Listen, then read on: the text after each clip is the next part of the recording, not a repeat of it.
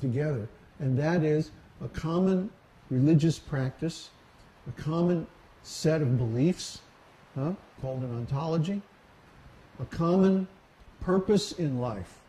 And then, of course, you have economic and social links in common as well. So this is the way to glue things back together and create a society or create a community that can get through the tremendous changes that we're facing in the next few years. You think things are crazy now. I've been saying this for more than 5 years now. Things are going to get really, really crazy. And then they're going to get crazier. And then they're going to get like unimaginably crazy. I'm serious. You are going to wake up one morning and there are going to be these little triangular, three-eyed nano creatures running around eating everything, and you're going to go, what the? Huh? Or, flying saucers landing on the Empire State Building or something. Something unimaginable is going to happen. Huh? Maybe more than one thing. Maybe several unimaginable things before breakfast. How are you going to deal with that? You have to have consciousness that's rooted in transcendence, that's not dependent on this material world, because this material world is changing faster and faster. So if your happiness or lack thereof is based on the conditions in the material world, you're going to be miserable. Because when things begin to change faster and faster, nobody's going to be able to keep up. We need to be grounded in spiritual consciousness, which is eternal. Then we can be happy without any difficulty, without any change. That's the advantage of spiritual consciousness. So if you change your consciousness, you will change your experience of the world. Even if the world goes crazy, you won't be involved because you won't be in the world. See? You'll be out of the world, in the spiritual world. That's the whole point.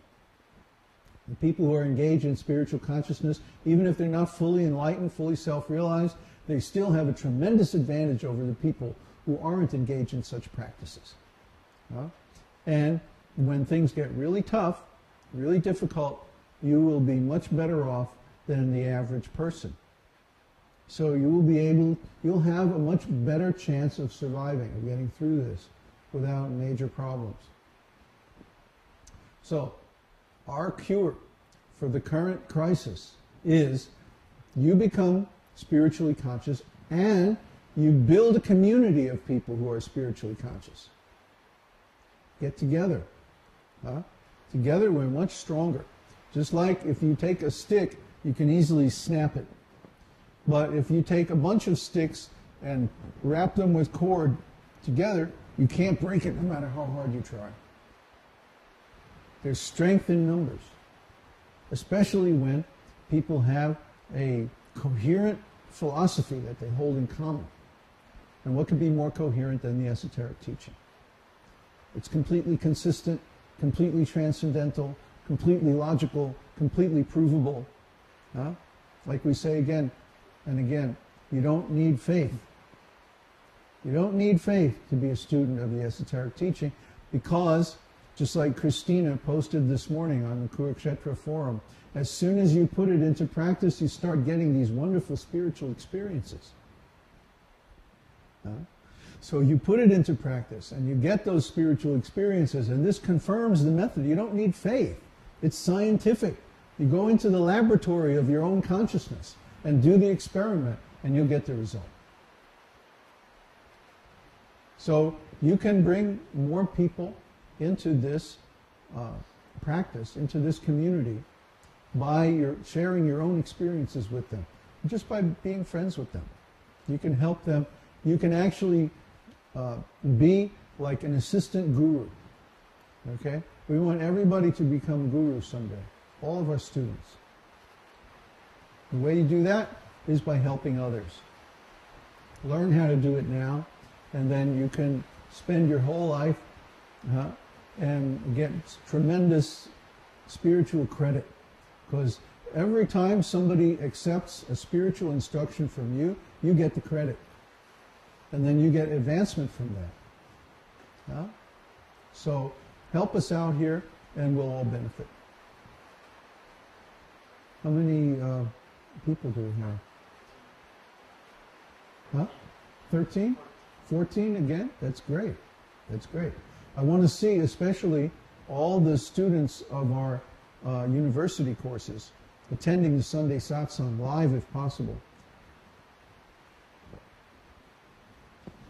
When we get to 20, then we have to buy an upgrade, which we haven't had to do yet. So make us buy the upgrade, okay? Come to the Sunday Satsang, invite your friends, and so on. Did you have a question?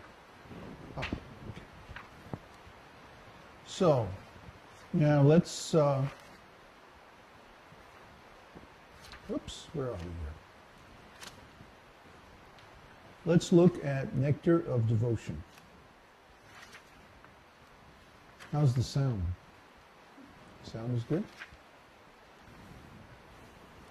Nectar of Devotion, Chapter 4. Devotional service surpasses all liberation.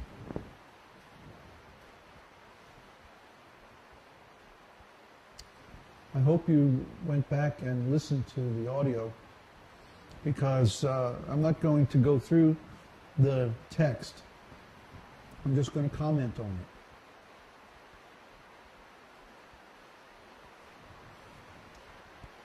it. Srila Rupa Goswami likes to quote from the Śrīmad-Bhāgavatam, because Śrīmad-Bhāgavatam gives many, many stories and accounts, historical accounts, of devotees who attain success in self-realization. Oh, it's really raining hard.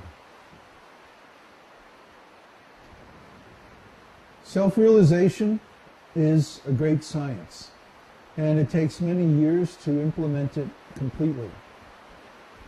But when you do, the results are incomparable. You can't get similar results from any other kind of activity.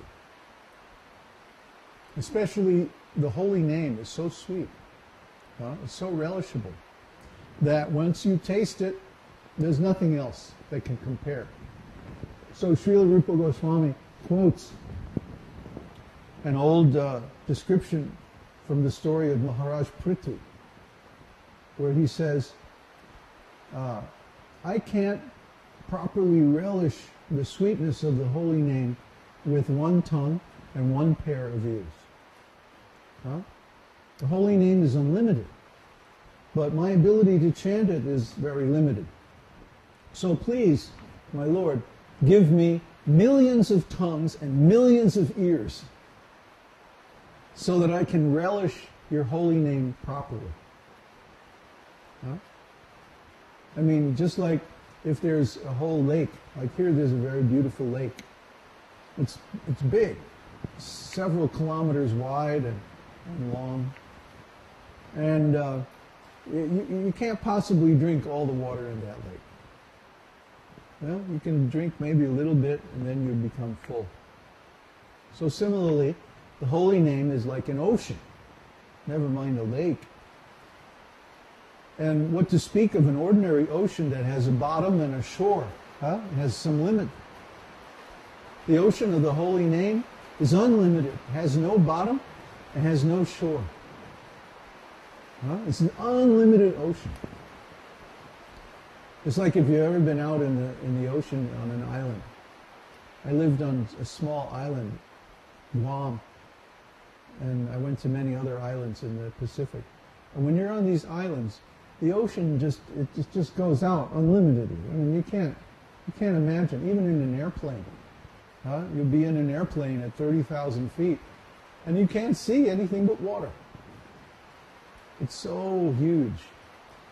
In fact, it's pretty obvious when you're out there that the earth is round. Because the horizon is the same distance in every direction. And you came from someplace over the horizon. So, I mean, it's really not a big deal to think that the earth is round. How could they ever think that it was flat? Really? That's my question. Huh? They must have been really stupid people. But we relish this ocean of the holy name to the degree that we are able. Just like if you're swimming in the ocean. Some people can't swim at all. And they're like people who can't relish this sweetness of the holy name. Some people can swim a little bit. They're like the neophytes.